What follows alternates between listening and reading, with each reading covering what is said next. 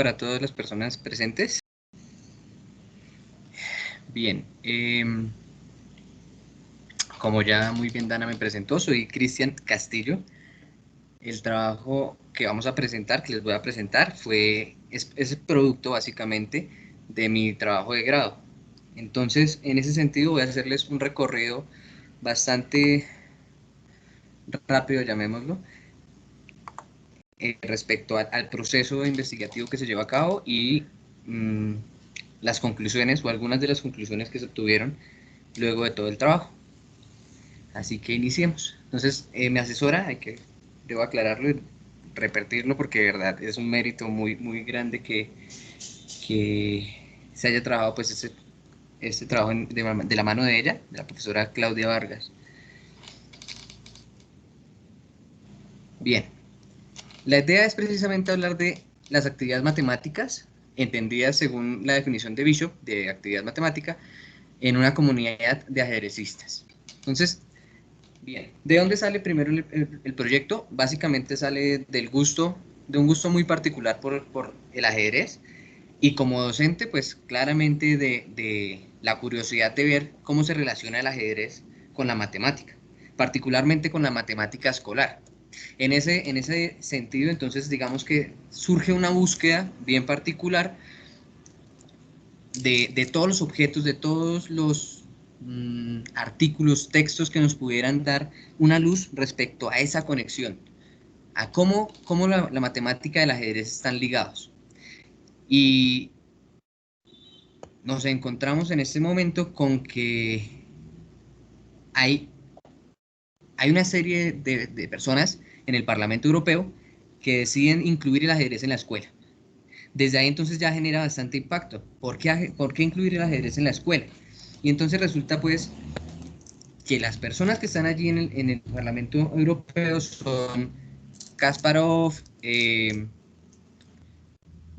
tienen alguna influencia de Karpov, de algunos otros sujetos que son grandes jugadores del ajedrez, que además logran llegar a estos lugares políticos y a partir de su postura como ajedrecistas, logran convencer a los demás de que el ajedrez efectivamente tiene proporciona algunas ventajas a las personas que lo practican con relación a los demás en cuanto a los conocimientos matemáticos, lógicos y algunos otros. Pero cabe aclarar, es necesario recalcar que es desde lo subjetivo de cada uno de estos sujetos. Entonces, claro, ahora venimos a hacer una búsqueda, un rastreo, a ver si de pronto hubiese algún documento que respaldara hecho. Y efectivamente encontramos una serie de escritos de investigaciones que vinculan al ajedrez con la matemática escolar, pero esa vinculación se da únicamente a través de digamos, de los resultados. Realmente ellos logran asociar el hecho de jugar ajedrez o de aprender ajedrez en la escuela con un avance o una mejoría con relación a otros estudiantes que no lo hacen en las asignaturas de español y de matemáticas. Bueno, es de filosofía y todo lo que tiene que ver con razonamiento.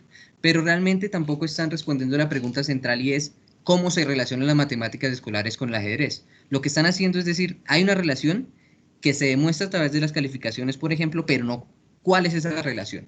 Entonces, el trabajo de grado inicialmente trata como de definir estos objetos. ¿Cuáles serán los objetos matemáticos escolares que de verdad se ponen en práctica al jugar ajedrez?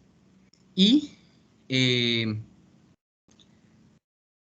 pues la intención era hacer un comparativo entre esas habilidades que el grupo de estudiantes tendría en relación con esos conceptos, tanto antes como después de aprender a jugar ajedrez o de mejorar su juego.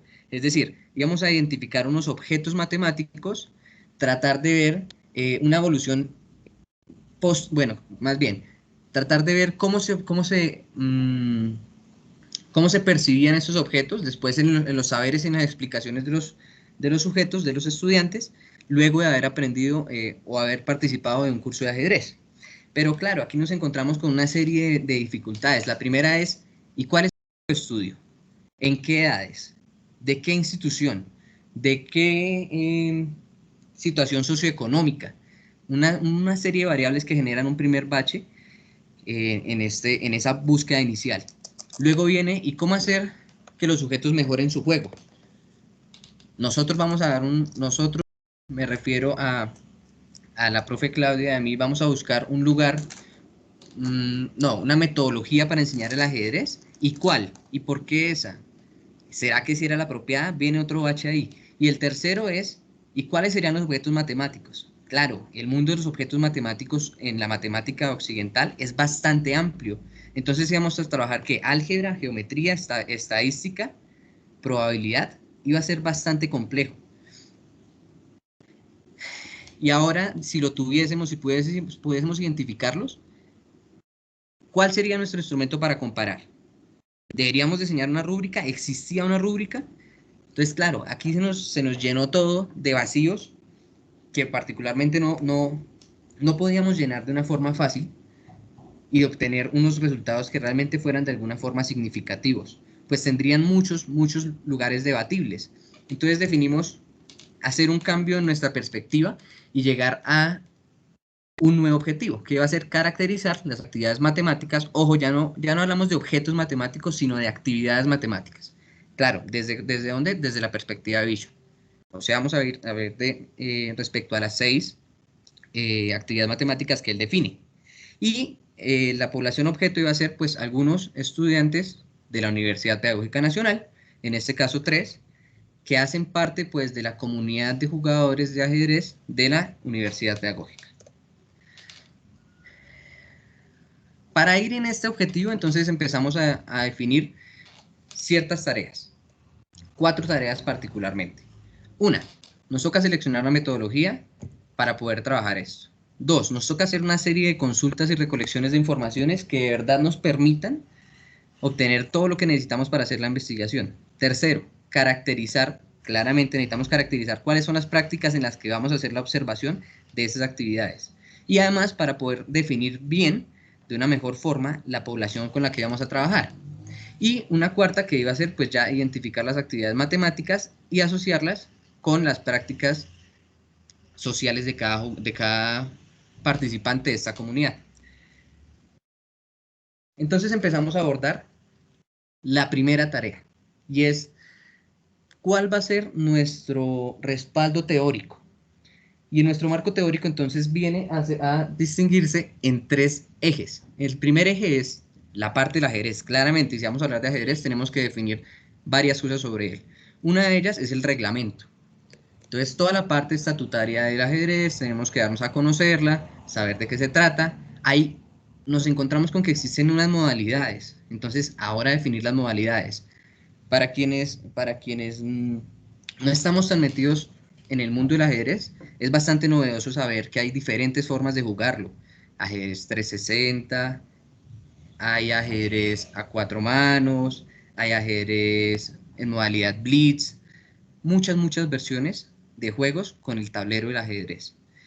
Particularmente está aquí mostrándonos el reloj debido a que una de las modalidades más jugadas es blitz, que es una modalidad que requiere de medir el tiempo, de cronómetros, que luego va a ser bastante importante para nosotros.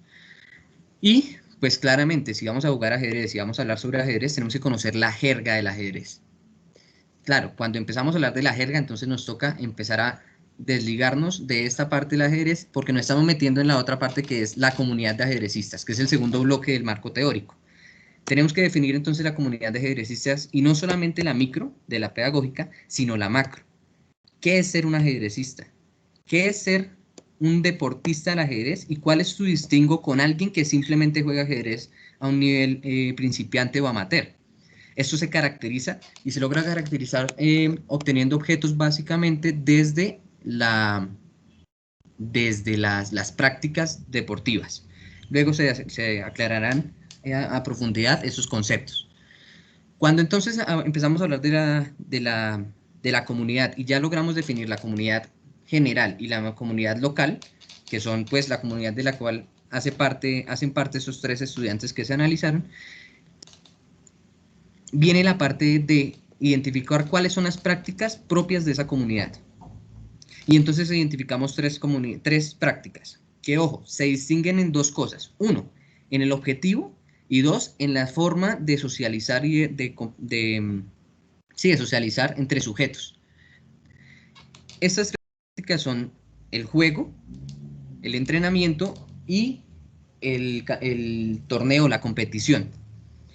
Aquí es bien interesante ver cuáles son los objetivos de cada uno, ¿no? El entrenamiento, pues básicamente es potenciar, mejorar mis habilidades de juego. En el juego libre, pues claro, mi intención principal es poder divertirme. En la competición también hay un nivel de diversión que es lo que busco, pero además hay una cuestión que nos distingue a la parte de competición con la parte de juego libre, que es las formas de comportamiento. Las reglas de comportarse cambian, varían bastante, por eso es que es importante hacer este distingo. Luego de tener todas estas claridades, entonces ya viene la parte del componente pedagógico matemático, que es las actividades matemáticas según Bishop. Entonces, es importante ahora profundizar un poco sobre estos 6 elementos. Estos 6 elementos pues son básicamente, cuando me refiero a los 6 elementos, hablo de las 6 actividades matemáticas definidas por Bishop, que son contar, medir, contar, medir, localizar, diseñar, explicar y jugar. Cada una tiene sus definiciones, producidas por Bishop, a partir de sus investigaciones y todos sus trabajos, excepto el jugar. Esto tiene cierta repercusión luego en el trabajo de grado, que es básicamente que no se puede incluir el juego. ¿Por qué? Porque al no haber una definición clara, pues no es posible establecer cómo puedo yo ver algo que no sé qué es en las intervenciones de alguien. ¿Cómo puedo buscar algo que no sé qué? Si no sé qué estoy buscando, ¿cómo lo busco? Esta es la cuestión. Por eso no pudimos agregar el jugar. Solamente este trabajo de grado se centró en contar, medir y localizar. Contar entendido como la manera sistemática de comparar o ordenar objetos, en donde tiene que haber la presencia de números. Medir, que pues es el proceso de comparación, ordenación y cualificación de cualidades que tengan un valor o una importancia para cada sujeto. Localizar, pues entendida como la capacidad de situarse o situar objetos en el entorno, van a ser entonces nuestros 3 ejes fundamentales. Diseñar y explicar son algunos que luego se utilizan o se tocan o se mencionan de una forma tangente, digamos, por acuñar algún término, puesto que no hubo realmente el tiempo para poder hacer un análisis más profundo respecto a estos dos. Sin embargo, con lo que se obtuvo de información, se pudieron hacer algunas conclusiones al respecto. Pero jugar, no hubo nada ahí. Sin embargo, nos pareció importante esta parte de la teoría de Bishop, en donde dice que el ajedrez, o sea, él menciona fundamentalmente el ajedrez como un juego que permite hacer actividades matemáticas. ¿Por qué? Porque no se queda ligado al azar. Porque a largo plazo, cuando ya luego de que yo logro entender las reglas, empiezo a hacer estrategias, hipótesis y plantear jugadas de astucia. Entonces aquí está ligando el diseño y la explicación. El diseño por medio de la estrategia. Tengo que tener en mi cabeza una idea de lo que está en el tablero, reformularlo y llevarlo hacia allá, hacia algún lugar con un objetivo específico. Entonces está hablando de un diseño. Cuando habla de una hipótesis, claramente entonces también está hablando de los procesos de explicación. Entonces por eso él dice, el ajedrez tiene que estar ligado allá. Bien, ya tenemos todo esto. Reubiquémonos en nuestro lugar de trabajo. Entonces, ¿qué es lo que vamos a hacer? Vamos a trabajar con 3 sujetos específicos, Esteban, Brandon y Joan, que son nuestra comunidad de estudiantes que hacen parte de la comunidad de ajedrez de la Universidad Pedagógica Nacional. Sobre ellos solamente vamos a ver, o con ellos solamente vamos a ver su relación con el contar, con el medir y el localizar. Entonces venimos a decir que lo que vamos a hacer es un trabajo etnomatemático. Vamos a ver las matemáticas en un grupo social. Pues en ese sentido nos toca buscar alguna metodología que se nos pueda asociar de la mejor manera, que sería la etnografía. Esta etnografía entonces tiene 3 etapas. Una parte bibliográfica, que ya la construimos a partir del marco teórico, una parte de entrevistas, que va a ser los objetos de recolección, y una parte de selección y análisis de la información. Veamos entonces los métodos de recolección. ¿Cómo se recoge la información? A partir de 3 objetos que son una encuesta, una entrevista estructurada, una entrevista semiestructurada y unas grabaciones de juego. Una entrevista estructurada es aquella que está formulada pues con preguntas ya establecidas, no se sale de ese guión, llamémoslo así. Una entrevista semiestructurada que en este caso permite ciertas libertades a medida que se va formulando cierta pregunta y que cada una de las preguntas que se van dando y a medida que el entrevistado se va desenvolviendo en la entrevista misma. En esta entrevista entonces se manejaron dos actividades, una de un mate en 3, que es un ejercicio propio del entrenamiento, igual que una de ganancia, en donde juegan negras y ganan. Estos son los dos tableros que se utilizaron para hacer esta parte. Con estos tres entonces se componen unos instrumentos de recolección que tuvimos que transcribir para poder hacer un análisis realmente bien hecho. Ahora, ¿cómo se analizó la información que estaba ya transcrita? Aquí viene una parte bastante importante en la investigación y es, tengo que tener unas herramientas que me ayuden a saber qué es lo que va a analizar, qué es lo que estoy buscando. Entonces nos damos a la tarea de diseñar una serie de descriptores, de categorías que nos permitan saber cuándo una intervención hace parte de la actividad de contar, cuándo una intervención me está hablando de una medición o cuándo me está hablando de la localización. Entonces, para contar, logramos definir 7 categorías descriptoras. Entonces, por ejemplo, podríamos identificar que si en la categoría C7, si un sujeto estaba usando cuantificadores para comparar o estimar cardinales, eso lo podíamos asociar con conteo. O si este sujeto estaba usando relaciones entre objetos matemáticos para comparar tiempos, como lo dice en el código M6 de medir, pues sabríamos que estaba midiendo. Estos dos fueron productos nuestros. Esta tercera, que es la de localización, es una adaptación de un trabajo de grado dirigido por la profesora,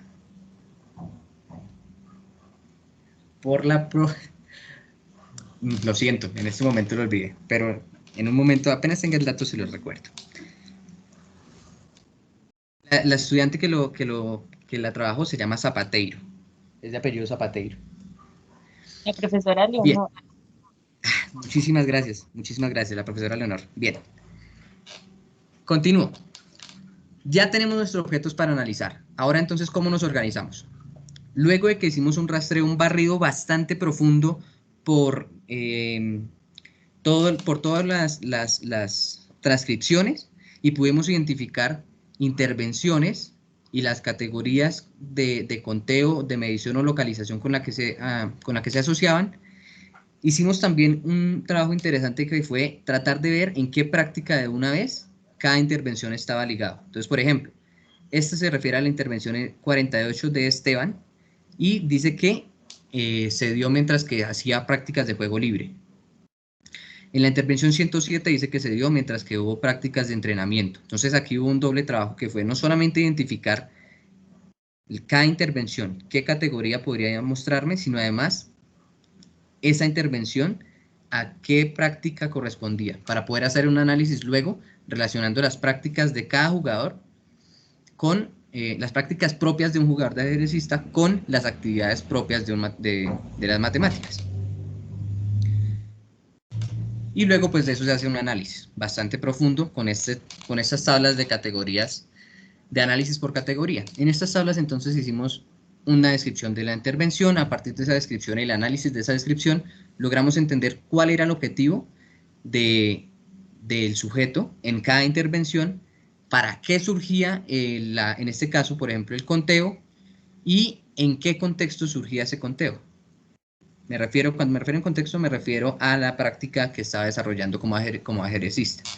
Finalmente, hay una columna que nos habla de las aptitudes deportivas, que es para tratar de llevar unas conclusiones un poco más ligadas a la parte del deportista en general y no solamente del sujeto que estamos analizando, que luego nos permitirá hacernos unas preguntas bien interesantes.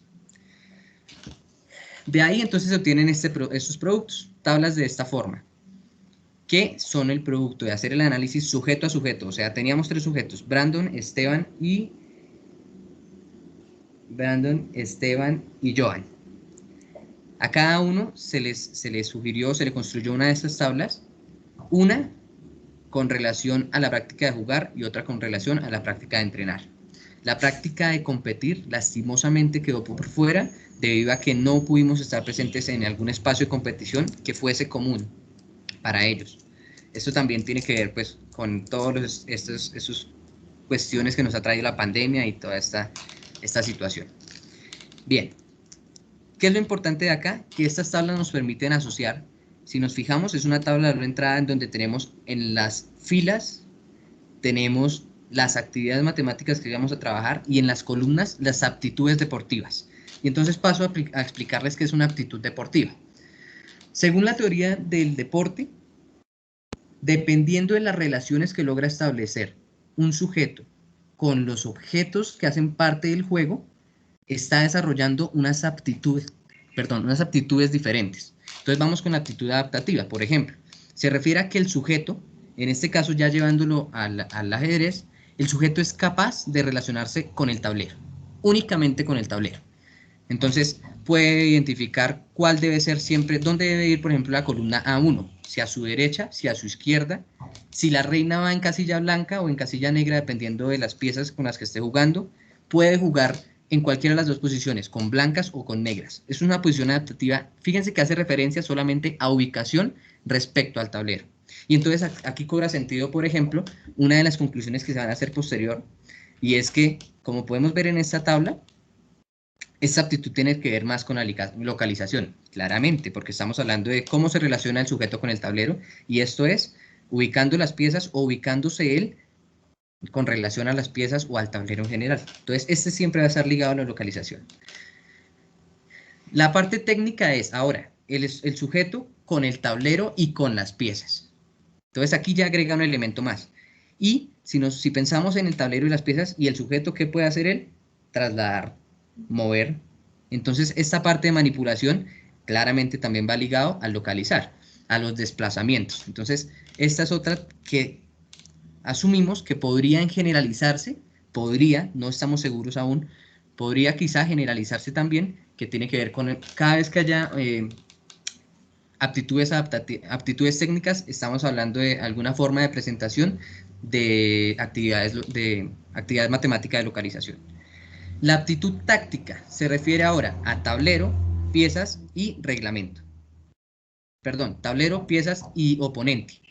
Entonces ahora no solamente estoy pensando en cómo muevo mis piezas, sino cómo muevo mis piezas en función de lo que quiero lograr con mi oponente. ¿A dónde quiero llevarlo? ¿Qué quiero hacer con este oponente? ¿Quiero ganarle en 2 jugadas?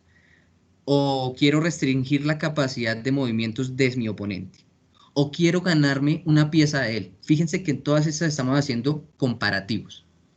Y no solo comparativos de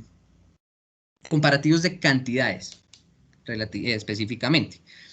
Cantidades de movimientos, cantidades de piezas. Por eso entonces este viene casi siempre a ligarse con el conteo. Fíjense que va saliendo de una forma bien interesante cuando se hace un análisis de las aptitudes, perdón. Y finalmente existen las aptitudes estratégicas. Aquí entonces el sujeto está trabajando tablero, piezas, oponente y su conocimiento de las reglas. Y este es bien interesante porque nos implica también que hay un desarrollo a medida que usted implica reconocer más bien que hay un desarrollo de esa actitud a medida que usted va profundizándose en el mundo del ajedrez. ¿Por qué? Porque la única forma en la que usted puede interpretar un reglamento es porque ya lo conoce. Está totalmente permeado de él. Y entonces nos permite hacer genialidades como, permítanme les muestro algunas de estas. Esto, por ejemplo. No sé si se ve al tablero. ¿Me podrían confirmar, por favor?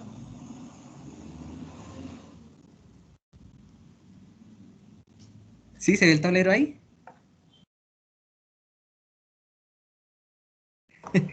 Va a No lo, asumir es- que sí.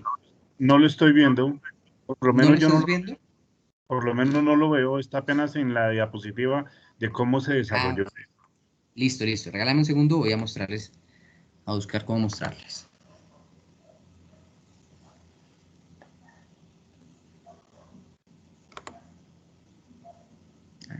Está aquí.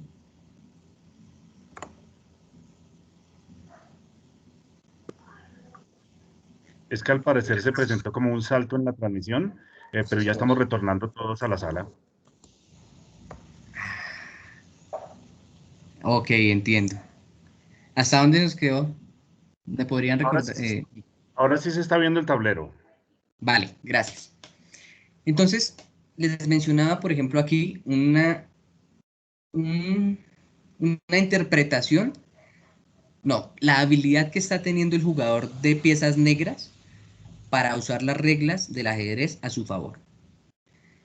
Resulta que para aquí el jugador blanco tiene las casillas entre la torre y el rey vacías para proponer luego a una jugada que se llama enroque. Es una jugada defensiva, en donde tanto el rey como la torre cambian de posición al mismo tiempo. Es una jugada bastante defensiva, que para el negro resultaría una jugada dura en este momento en donde no ha podido desarrollar sus piezas, puesto que ahora lo obligaría a tratar de atacar un frente que está bastante cubierto. Si nos damos cuenta, el caballo está cubriendo 1, 2, 3 casillas de ataque, estos dos peones están cubriendo las diagonales, están cubriendo además aquí el frente muy bien cubierto, tenemos un alfil por aquí cubriendo toda esta diagonal, entonces básicamente la única casilla que está quedando libre es esta casilla blanca. Claro, entonces el hecho de que el rey pudiese moverse a este espacio sería fatal para las piezas negras. Entonces, ¿qué hace el jugador negro? Viene y aprovecha el reglamento, conoce las reglas, sabe que si pone este alfil a amenazar este espacio, no podría pasarse el rey por ahí. Claro, pensémoslo como si fuese, algunos dicen que es un juego de guerra, entonces pensémoslo, llevémoslo a una estrategia de guerra. Si este alfil es un francotirador y está ocupando este espacio, claramente, si el rey se pasa por ahí, lo va a matar. Entonces, una regla del juego es que no se puede hacer un enroque cuando yo estoy amenazando el espacio. Entonces, fíjense que este jugador está siendo demasiado astuto, se está llevando esta pieza para ahí y está logrando llevar una parte del tablero, una parte del ajedrez ahora a su acomodo, porque además está obligando al jugador a ya no seguir la línea que estaba pretendiendo llevar, sino a transformarse. Y eso lo lleva también en alguna parte a perder movimientos porque tiene que dejar de la línea de juego que estaba pretendiendo llevar. Entonces aquí hay una forma de astucia bien interesante. Así se da también en otras jugadas como esta que les quiero presentar acá, que es, me perdonan un poco la calidad, pero en esta jugada lo que quiero mostrarles es algo que se llama un destapado. Bueno, en la jerga así muy popular. La idea es que aquí tenemos en piezas blancas, reina, dama y alfil negro. Si nos damos cuenta, al mover este alfil negro, acá amenazamos un jaque. ¿Qué pasa al amenazar jaque? Por obligación, el rey debe moverse o debe capturarse ese alfil. Debemos quitar de alguna forma ese jaque. Tenemos que quitarlo. Entonces, claro, la única posibilidad del rey es moverse o que capturemos. Y la única pieza con la que podríamos capturar sería el rey. Entonces, ¿quién tiene que moverse? El rey. ¿Y qué hay de malo en eso? Pues que al mover nuestro alfil queda libre el camino para atacar la dama y ganaríamos dama. Podríamos estar sacrificando alfil, pero ganaríamos dama. Tendríamos una ganancia de calidad que se llama en el ajedrez. Entonces, fíjense que conocer el reglamento, cuando se conoce el reglamento, hay bastantes muestras de razonamiento que eh, permiten identificar que hay aptitudes estratégicas y esas aptitudes estratégicas pueden ligarse en general con cualquier actividad. Con contar, quiero saber restringir las casillas de mi jugador. Entonces es un conteo. Quiero tener en cuenta, por ejemplo, un destapado. En destapado yo estoy teniendo en cuenta también las trayectorias que van a hacer mis piezas. Entonces estoy pensando en localizar. Que quiero con alguna, bueno, hay bastantes muestras aquí que nos permiten identificar de todas las categorías, particularmente en lo estratégico. Pero entonces este estratégico, fíjense que se va dando, va evolucionando a medida que se va evolucionando en el ajedrez. Entonces en esa medida podríamos decir que al evolucionar el ajedrez también se podría evolucionar en el contar, en el medir y en el localizar. Esto es el análisis que se presenta acá. También pues hay, como buen licenciado en matemáticas, debo hacer un análisis de la parte cuantitativa, la parte numérica del asunto. Y entonces me doy cuenta que empiezo a cuantificar. Por ejemplo, Joan, que es el jugador de menor calidad, tiene menores expresiones en conteo, en medir y en localizar. O sea que yo aquí podría hacer una conclusión y es, de pronto, ser mejor en contar, medir o localizar me hace mejor jugador de ajedrez, o de pronto sea en el otro camino. Ser buen jugador de ajedrez me lleva a contar, medir y localizar más, que es una buena, es un buen resultado, me parece, para el trabajo de grado. En esta serie estamos hablando básicamente de estas definiciones que me va a permitir leerles algunas de manera textual. Entonces, por ejemplo, tenemos que la actividad matemática que menos se evidencia es la medición, lo que puede deberse a que es una actividad que implica comparación y o uso de instrumentos diseñados para tal fin. Pero estos no son de uso común en el ajedrez, o sea, los instrumentos para medir no son de uso común ahí. ¿Cuál es el único objeto? El reloj, mide tiempo. Entonces, claro, por eso les decía que en la categoría Blitz era importante conocerla, porque allá sí estamos utilizando mediciones con constancia. Pero además hay otro objeto que se obtiene particularmente ya cuando cuando se ha desarrollado una habilidad, una aptitud estratégica profunda, que es utilizar una regla que se llama el valor relativo. El valor relativo es el valor que se le puede asignar a una pieza dependiendo de la cantidad de movimientos que puede hacer, de la cantidad de desplazamientos que pueda alcanzar. Entonces fíjense que ahí estamos midiendo cantidades de desplazamientos. Medición. Bien. Entonces ahí podemos entender que sí hay lugares para la medición y hay lugares bastante comunes que tienen que ver más con las categorías de juego que con los mismos jugadores específicos con los que estamos trabajando. Lo que nos podría llevar a unas ideas más globales, saliéndonos un poquito de nuestra comunidad cerrada, cosa que tampoco podríamos hacer atrevidamente en este lugar, en este momento, de hacer una conclusión respecto a al núcleo general de jugadores de ajedrez, pero sí nos llevamos una noción de qué podría pasar si esta forma de relación que estamos logrando es acertada. Aquí hay algunas más, entonces respecto a la actividad de contar, por ejemplo, puede relacionarse principalmente con las aptitudes de tipo táctico que se observan especialmente en la práctica social de entrenar. Entonces, claro, en la práctica social de entrenar hay ejercicios como por ejemplo los mates en unas cantidades de movimientos específicos, 2, 3 jugadas, 5 jugadas o una. Entonces, ¿qué requiero? Contar. Tengo que contar. Está también, estas últimas dos me parecen muy valiosas. A lo largo de las intervenciones se puede reconocer procesos de explicación, cuando los jugadores construyen y seleccionan las jugadas candidatas entre su árbol de variantes y exteriorizan estos argumentos cuando se les pide. Estamos hablando aquí entonces de la categoría que tocamos así de forma tangencial, que es la explicación, y el diseño también está implícito. El diseño, ¿por qué? Fíjense que acuñamos aquí el término árbol de variantes. Es un término netamente del ajedrez. Es la capacidad, es la construcción que hace el sujeto en su cabeza cuando empieza a ver todas las variables que se pueden generar al mover una pieza. ¿Cuál será la respuesta de su oponente? ¿Cuál podría ser la contrarrespuesta?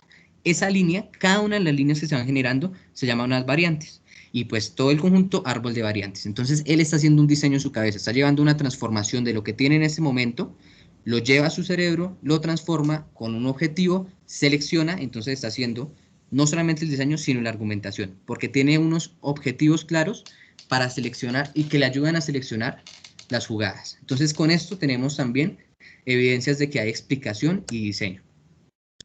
Finalmente hay que aclarar que no todo fue tampoco perfecto en el trabajo de grado y pues específicamente que dejamos por fuera la práctica de la competición. Entonces pues surgen algunas sugerencias particularmente respecto a esa práctica y es pues buscar una manera diferente de haber obtenido mayor información ahí. Creo que eso sería ya en general nuestras conclusiones. Toda la parte bibliográfica que pueden también, a la cual pueden acceder también Aquí utilizamos bastante información de teóricos del ajedrez, particularmente pues de la FIDE para las leyes, las reglas, el reglamento, algunos comentaristas de ajedrez como García Leoncho y bueno, en general toda la parte didáctica.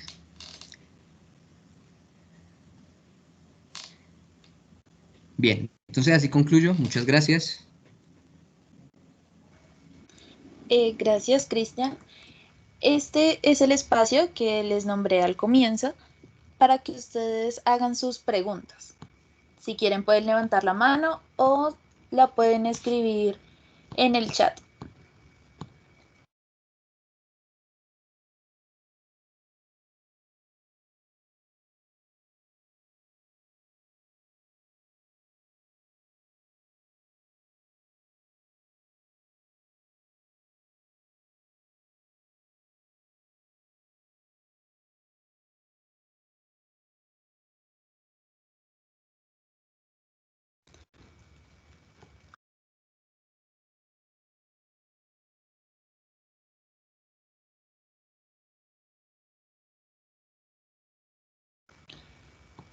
Luis, tienes la palabra y después seguimos. Sigue, Luis.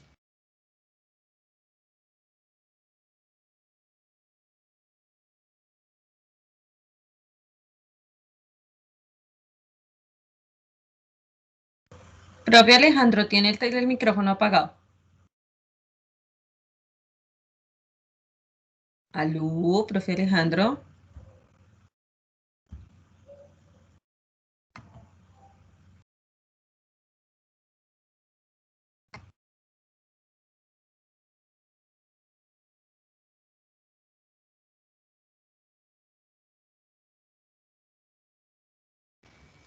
Bueno, mientras que Luis Sánchez arregla el micrófono, seguimos con la siguiente intervención.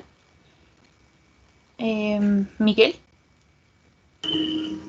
Buenas noches. No sé si me están escuchando. Sí, señora, ahí se lo escucho. Bueno. Bueno, quiero agradecer al profesor Alejandro Sánchez por la invitación a esta conferencia o esta charla.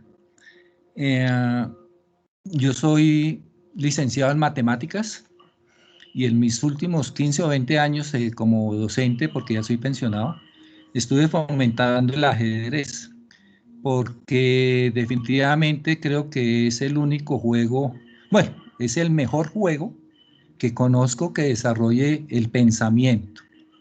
Y como todo docente de cualquier área, lo que nos interesa es desarrollar el pensamiento lógico. Me agrada que estén desarrollando actividades o investigaciones de grado para ver cómo influye el ajedrez en la enseñanza y en el desarrollo del pensamiento. Sí, que creo que sí, ¿no? Dejen ustedes la esperanza de que otros estudiantes que deseen seguir con esta metodología o con este trabajo, porque esto hay mucho que trabajarle, porque es una herramienta que le permite al docente trabajar en cualquier área, desarrollar el pensamiento. Me gustaría saber si ustedes van a dejar aquí un link donde se vuelva a ver esto o ver mejor la tesis de grado. Hay muchas cosas que hablar sobre esto y volver a agradecerles a ustedes, a Cristian, los inventores o los que hicieron la tesis. No me quiero alargar, muchas gracias. Gracias, profesor Miguel. Yo soy profesora del Departamento de Matemáticas, Tania Plazas. Le comento que los trabajos de grado quedan en el repositorio de la Universidad Pedagógica por medio de la página www.pedagogica.edu.com. En en el minisitio de la, en el minisitio de la biblioteca se encuentran los trabajos de grado de los estudiantes tanto de pregrado como de maestría. Entonces allí puede encontrar, no sé si Cristian ya lo subió, yo creería que sí ya lo tuvo que haber subido. Allí encuentra los trabajos de grado. El profesor Luis Alejandro manifiesta que no le funciona el micrófono. Creo que sí. ¿Ahora sí me funciona? Ya te escuchamos, Alejandro. Ah, bueno, listo, perfecto. Bueno, agradecer al departamento, a la Jornada del Ecuador Matemático y a Cristian por tan valiosa oportunidad. Nunca he sido un entusiasta del ajedrez, he tenido mis discusiones con el profesor Miguel Guerrero, el anterior participante. Ojo, discusiones es intercambio de conocimiento, ¿no? Diferente a alegato, que alegato es intercambio de ignorancia. Discutíamos respecto a la utilidad del ajedrez y pienso que a la larga el tiempo demostró que Miguel tiene la razón. Es para, bueno, felicitar ante todo en este trabajo a proponer una cosa como esta bastante, pero bastante interesante. Y es para notar que en el auditorio está la señorita Diana Salcedo, ella es campeona de ajedrez y muy reconocida, ha trabajado de la mano con el profesor Miguel Guerrero. A ella agradecer su presencia y su escucha y a todos ustedes, especialmente a Cristian, por atreverse. Le salió muy bien, Cristian, qué orgullo, hombre, lo felicito, todo muy bien.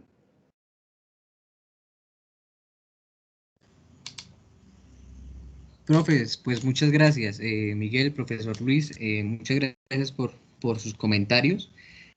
Quiero, pues respondiendo a la pregunta de Miguel, sí, del profesor Miguel, con relación a si el trabajo se queda ahí, yo pensaría que hay bastante que trabajarle, sobre todo porque, como lo he dicho ya en otras ocasiones, este trabajo de grado está permitiendo abrir algo que es bien interesante, y es la discusión de la enseñanza-aprendizaje de las matemáticas, el desarrollo del pensamiento matemático sin el abordaje del objeto matemático, que me parece que es una discusión bien valiosa que debe darse, porque usualmente no coincidimos cómo enseñar a desarrollar o cómo proponer el desarrollo de este pensamiento sin los objetos matemáticos. Y pues aquí, por ejemplo, hay una forma bien interesante, o hay rastros de que hay al menos un juego que nos permite hacerlo.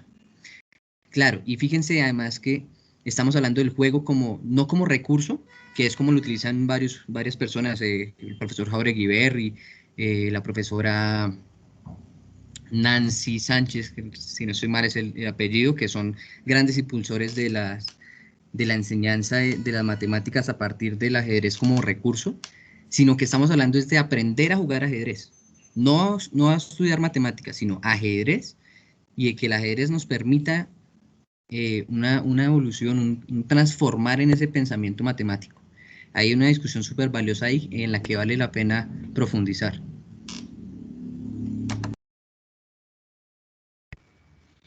Gracias. ¿Alguien más tiene alguna pregunta, sugerencia?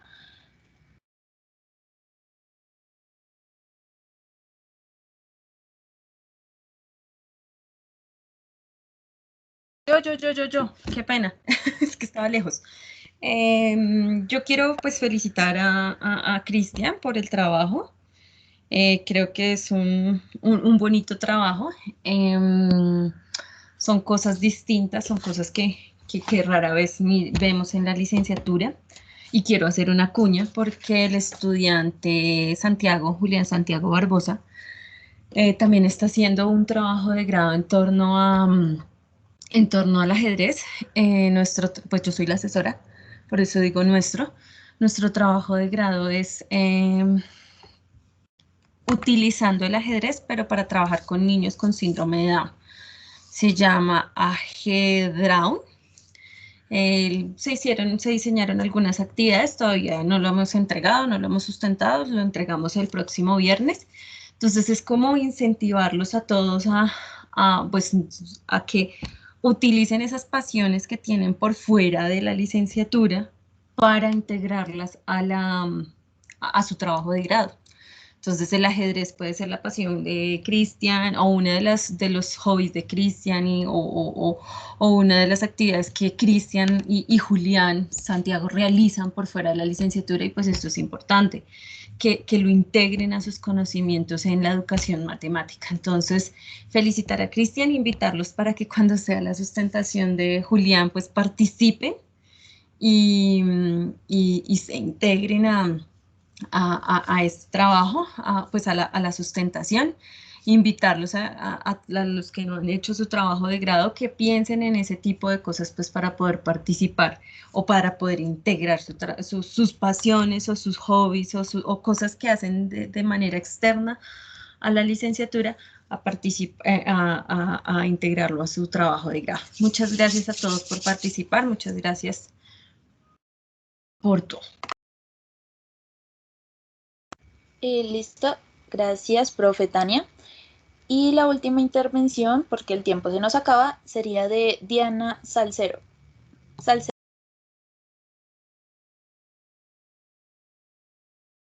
Buenas noches para todos. Bueno, primero pues agradecerle al profe Miguel por extenderme esta invitación de escuchar esta tesis acerca de la relación de matemáticas con el ajedrez. Creo que es una investigación que muy poco se da. El ajedrez incluso pues yo como deportista y como también docente de ajedrez en algunos colegios distritales, desafortunadamente es un deporte que muy poco se expone, que muy poco se conoce, pero que de igual manera tiene beneficios que desafortunadamente pues muy pocos padres de familia lo desconocen, algunos colegios también lo desconocen, algunas personas también. Entonces, felicitar a Cristian por esta tesis, esperando de verdad que se siga investigando mucho más acerca del tema, porque en realidad es un tema muy interesante y como decía Cristian en su exposición, eh, por medio del ajedrez se puede enseñar las matemáticas en edades tempranas y pues eso tendrá muchos beneficios más adelante pues para el niño. Entonces sí, felicitar a Cristian por esa buena exposición de este bonito deporte.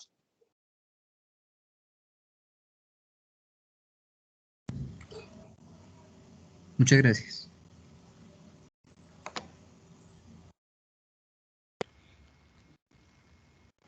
Listo.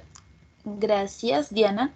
Y ya para finalizar, recuerden que están cordialmente invitados para el resto de ponencias que se realizará. La próxima es el día de mañana, de 12 a 1 de la tarde, y es titulada Life Worksheets, una experiencia de su uso en la práctica según modalidad. Gracias a todos por su asistencia. Muchas gracias, muy gentiles. Muchas gracias. Gracias y buenas noches a todos.